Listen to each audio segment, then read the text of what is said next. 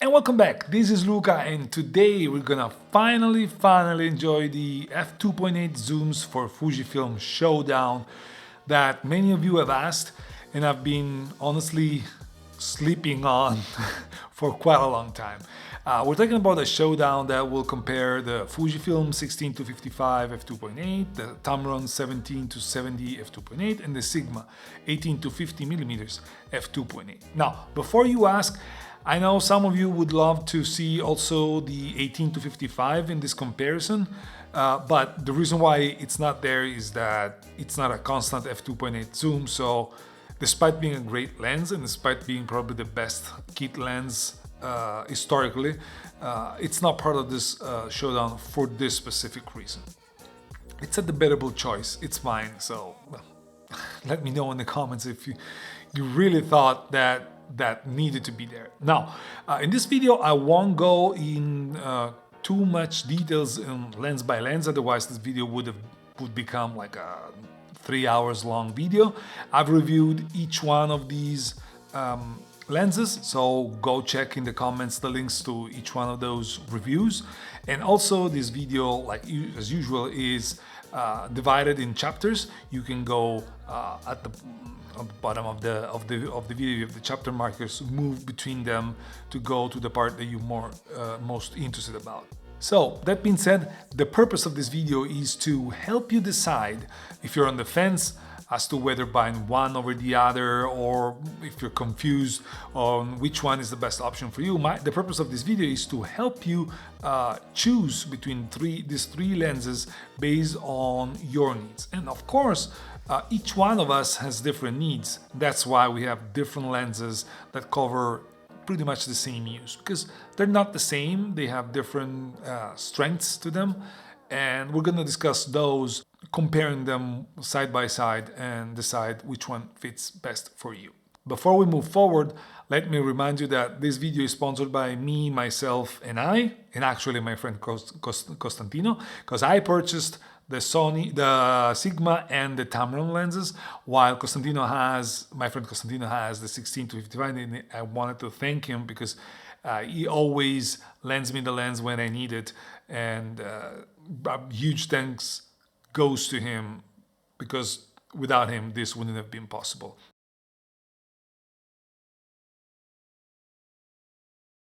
Now, starting from build quality and usability of the lens, they're all well constructed, but the Fuji sits on a completely different level, because the Fuji is all metal, it is weather sealed, although the others are weather sealed as well, but we don't know, like it's hard to compare the weather sealing between all of these lenses. But the Fujifilm clearly sits on a different level compared to the other two. Again, rock solid, full metal build. This, however, has counterweight to it, which is actually the weight.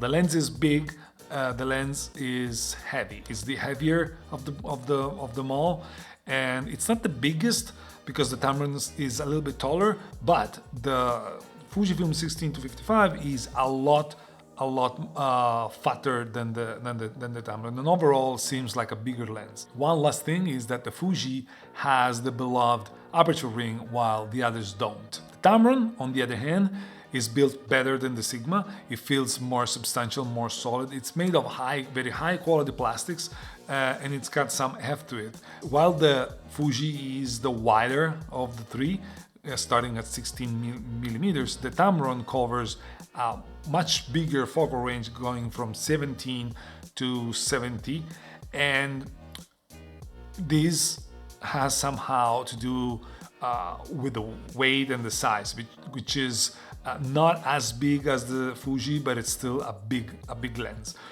The good thing about the Tamron is that it is stabilized. It's the only lens of the three that is stabilized, and its stabilizer is very effective. It's not as effective as like the 16 to 80 millimeters for Fuji.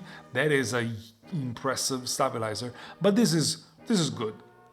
The Sigma build quality is not bad, but at the same time, it's not at the level of the other two. It's very different than the Fuji's, but even the Tamron seems more substantial.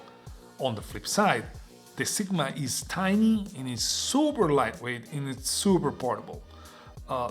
It doesn't have a focusing ring, an aperture ring like the Tamron, and it's weather sealed as well. That's what both Tamron and Sigma declare. I don't really know. I didn't test them in specifically to test which one fails first because I purchased them, so there was no way I was going to do that. But there's one thing that annoys me about the Sigma is the fact that it zooms the opposite way compared to all the other lenses that we're used to. Not a big deal, but sometimes it can drive you crazy because it's the only lens in your kit that zooms the other way around. One issue with being so small for the Sigma is that when you flip the hood facing toward the camera, so for storage purposes, it basically covered the entire zooming ring. So it's really hard to zoom if you have the hood flipped.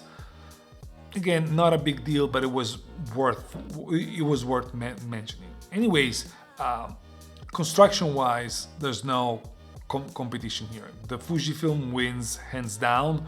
The Tamron is a very good second, and the Sigma is the last, of course, with the great advantage of size and weight.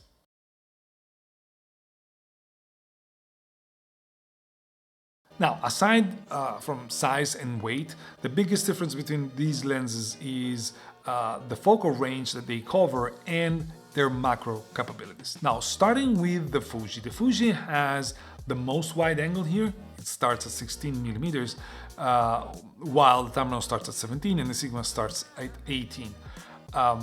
And that may make a difference, especially if you want to have just one lens.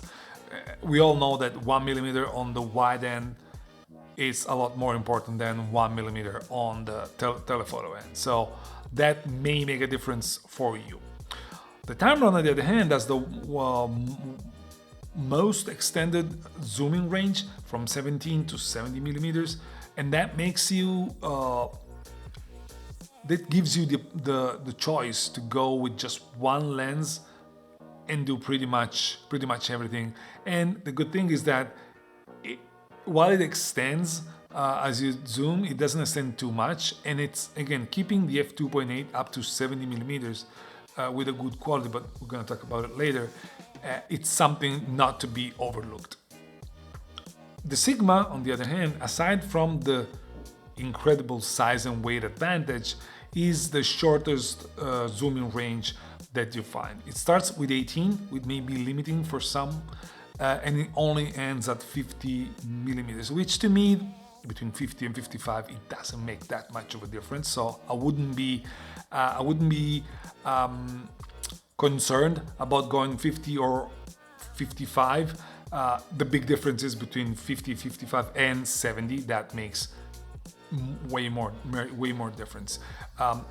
When it comes to macro capabilities, the Tamron and the Sigma are a lot better than the Fuji when it comes to the minimum focusing distance. The Sigma is better, the Tamron is a close second, while the Fuji, the minimum focusing distance is quite a bit more distant than the other two. However, keep this in mind, and we're gonna talk about it when it comes to the image quality, because all of this conversation has an asterisk to it. At the end of the day, when it comes to focusing range, macro capability, and in general convenience, the Tamron has an edge over the other two. Again, keeping in mind that it's way bigger and heavier than the Sigma.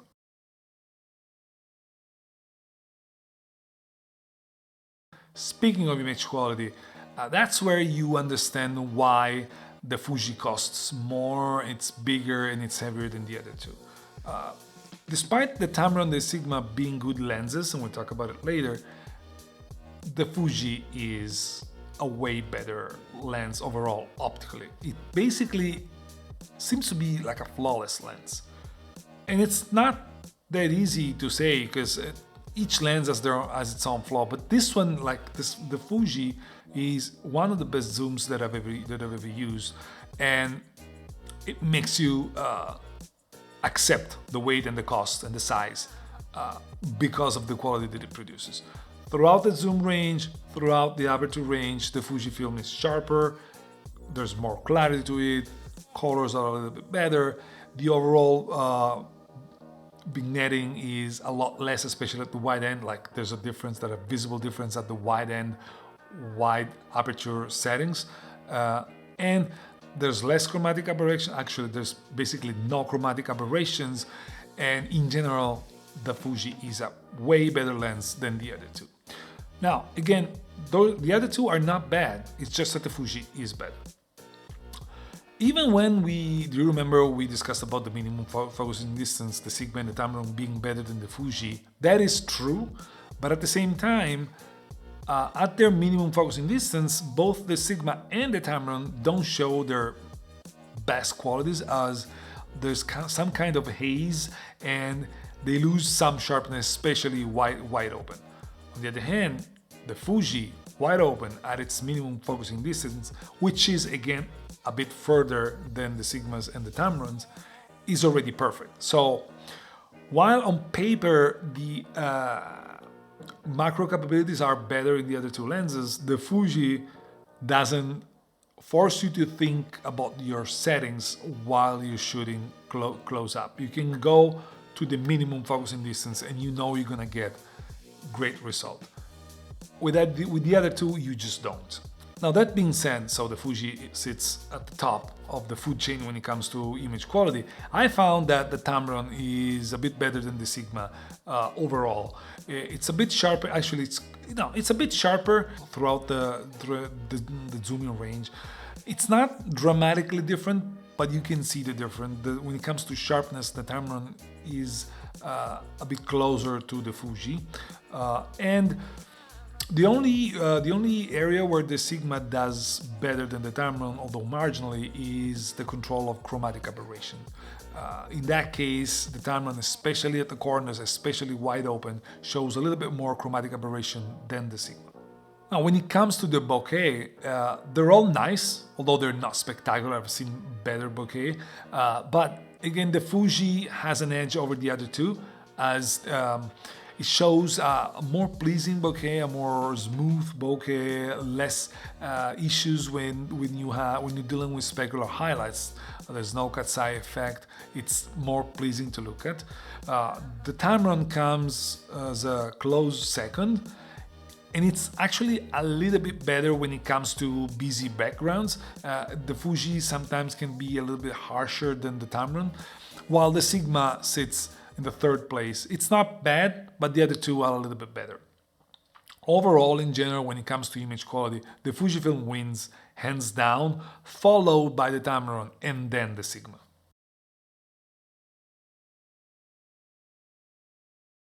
Now, autofocus. The autofocus is, especially for stills, is comparable between them all.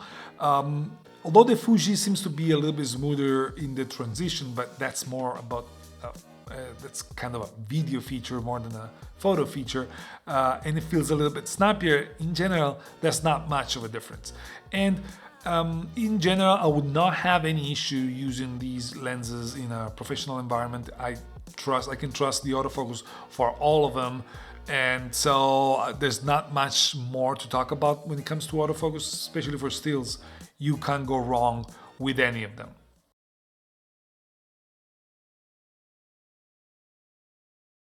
None of these lenses was born as a video-centric lens, and it shows they're not parfocal. None of them has smooth aperture changes. There's a lot of stuff that tells you that these are still photographic lenses, which is fine for the most part. It's fine even for video. When it comes to, however, using them for video, the Fujifilm shows the smoothest transition in focusing between distant subject and close subject. It's not perfect, but it's the best of the trio. And then the Tamron again sits in between, while the Sigma is a lot jumpier than both the Fuji and the Tamron. The Tamron has definitely an edge when it comes to shooting handheld, because it's stabilized, especially if you don't have a stabilized camera. That may make quite a bit of a difference, because of course with the Tamron, even if you don't have a stabilized camera, you can shoot handheld. When it comes to the other two lenses, you either have a stabilized camera or you have to use a stabilizer, such as a gimbal. So the flexibility that the Tamron gives you, also going on a longer focal length for video, is quite nice. It's something not to be overlooked. On the other hand, however, the Sigma makes your life super easy thanks to its size and weight. It doesn't wear on you if you're trying to vlog. I know it's the least wide angle of them all, but the fact that it's super lightweight allows you to stretch your arm a lot more distant, and so it balances the lack of a wide angle with the fact that it doesn't weigh on your arm so much. So you can still vlog with that lens despite not being super wide. In general, all of these conversation evolves around autofocusing and stabilization, because the image quality, we already discussed it, and it doesn't change between video and pictures. So the big differences are, image quality aside, those two. Now, is the stabilization in the Tamron enough to justify picking the Tamron if you're mainly a video shooter? I would say probably no, because nowadays pretty much all of the cameras are coming out stabilized. And so there's no real reason to worry too much about that. And if you do not have a stabilized camera, you most likely have a gimbal with you. So I wouldn't choose the Tamron just because of that, but the Tamron is still a good alternative to the other two. In general, however, if you're looking at like specific scenario, on static shots, I would definitely go with the Fuji. Is the best of them, is the more pleasing of them, and it's the heaviest and biggest. On the other hand, if you're looking to shoot hit and run and you have a stabilized camera, probably the Sigma is a good alternative. Although the autofocus is not as good as the other two, is a good alternative. The autofocus is still really good, and so I would go for the Sigma for like run and gun stuff, because size and weight can make a whole lot of a difference when it comes to shooting the whole day.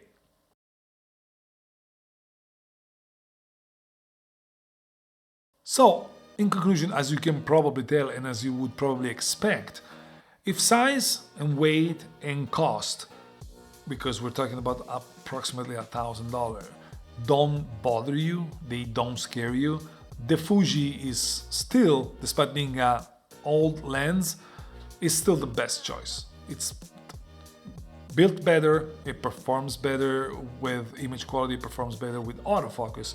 It's rock solid, and even its value in the used market doesn't drop that much. On the other hand, if you're on a budget and you don't want to go beyond like the $500 marks and you want an f2.8 zoom, you don't have any choice, because the Sigma at its price range, with its weight and its size, it's unbeatable. It is a very good lens, as I said in my review, and I'll still stand by that. And for the price, the size and the weight is a no-brainer. If that's your target, go for it, because you won't be disappointed at all. And then what about the Tamron? Why would anyone choose the Tamron when you have the two alternatives? Well, I would agree with you with if we were talking about the Tamron at its MSRP price, which is approximately $900. That is a steep price, because it's so close to the Fuji that it's hard to justify, because yes, you have a longer zooming range, but you're not saving that much size and weight, and the quality on the Fuji is better. However, its street price has dropped to €700 or even less than that. And at that point, the Tamron makes a lot of sense, because at that point you have a huge saving over the Fuji, and you're not spending way too much over the Sigma. It all depends on what it is that you're looking at. that you're looking for. Again, if you're looking for the best, don't look any further. The Fuji is your choice. If you're looking for budget, the Sigma is your choice. If you're looking for size, again, the Sigma is your choice. To me, however, my choice is the Tamron, which is over here. I will sell the Sigma and I will not buy the 16 to 55 because I think that for what I do, a lens like the Tamron fits my needs a bit better than the other two. Now, bear in mind, part of my decision is due to the fact that sooner or later, Fuji is going to release a newer version of the 16 to 55. We don't even know if it's going to be 16 to 55. It may be a different range. It may be, I don't know, an F2 lens rather than F2.8 lens. We just don't know. So I don't feel confident spending $1,000 or euros today not knowing what comes behind the corner. And the Tamron, for what it gives me, fits the build perfectly, and it's a stopgap until I know what's next, and then I can decide more educatedly on the future of my standard zoom lens. Bottom line, whichever you choose, you're not going to be disappointed. They're all good, very good lenses. Each one has its own strengths and weaknesses, but they're all good lenses, and I would have no issues recommending all of them because at the end of the day, your needs are going to dictate what you're going to buy, and there's no chance of being disappointed. Again, I can keep telling you again and again and again. And so I think that's it for today. I'm really happy that I finally was able to push out this video because it was a long overdue. Let me know in the comments if I missed something. Let me know in the comments what you think about these three lenses, if you have them, which one you have, how you find it, if you agree with me on my take on which one is best for. And again, I want to interact with you. Let me know what you think in the comments below. Don't forget to subscribe if you haven't done it, and leave me a thumbs up because it helps growing the channel. I keep asking that, and I know it's not the best thing to do, but at the same time, I want to grow the channel, and your help is crucial to do so. That's it. This was Luca, and I'll see you in the next one. Ciao!